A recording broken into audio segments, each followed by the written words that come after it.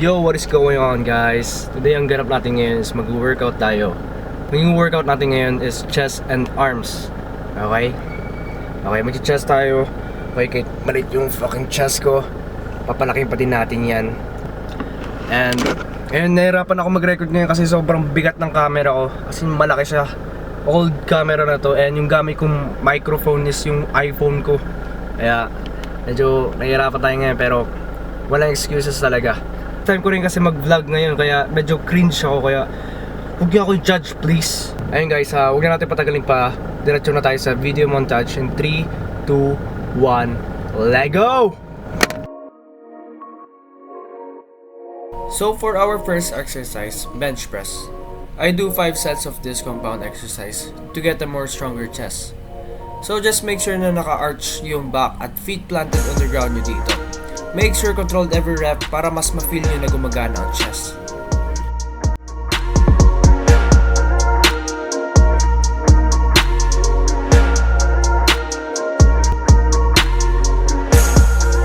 So dito makikita nyo naman, no, mas pinili ko yung Smith machine kesa mag incline bench press. So dito mas trip ko to kasi mas stable pag magli-lift. So ayun nga dito, pinakiramdaman ko yung upper chest ko. Kaya nag-light din ako dito. And same tips lang naman sa bench press.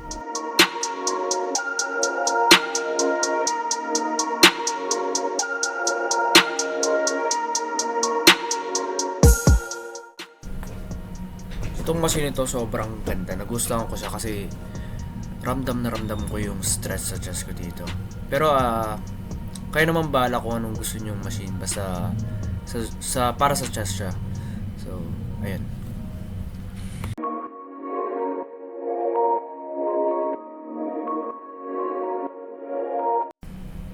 So, next dips. Ang suggest ko lang dito is mag-lean forward kaunti and chest up. And make your core tight para mas tumama ng maayos sa chest.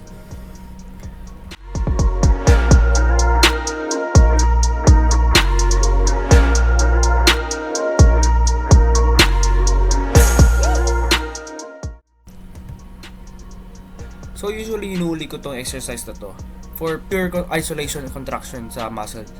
Dito you can go higher reps para mag-pump ang middle to lower chest mo. Sobrang solid tong exercise na to.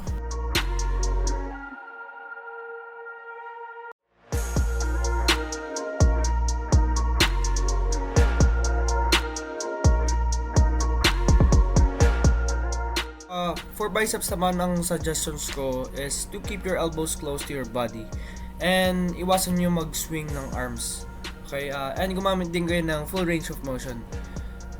Fully extending and contracting the bicep with each rep and avoid using momentum.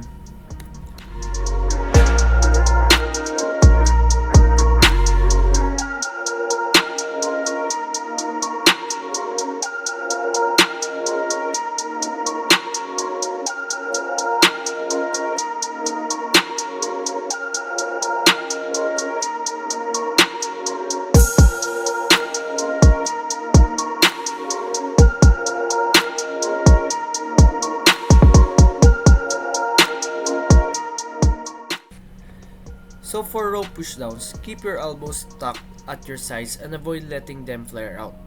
Huwag kayo gagamit ng momentum dito and focus at squeezing your triceps at the bottom of the movement for maximum contraction. So sa last exercise, ang hirap i-explain to eh. Pero basta keep your elbow close to your head and i-engage mo yung core mo para stable and doon mo na ipupush yung weight. Make sure na i-maintain mo yung form para lalong tatama sa tricep.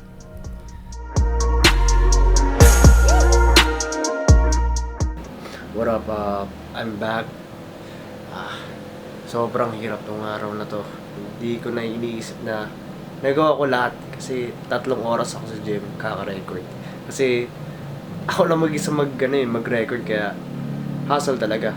Pero worth it naman, okay? Kasi satisfied ako sa mga gawa ko, sa mga shoot ko. And tips ko lang naman sa inyo, mga nanonood, magbuhat kayo progressively. Okay? progressively. Tapos yung form, i-check nyo na maayos yung form nyo. Huwag kayong basta-basta magbubuhat ng heavy pero mali na may form nyo. So, di siya ganun ka-effective pag ganun. Okay, wala pa akong maiisip na outro guys, kaya I'm sorry. Simple lang muna tayo ngayon, kaya ayun. I'll see you guys in the next video. Peace.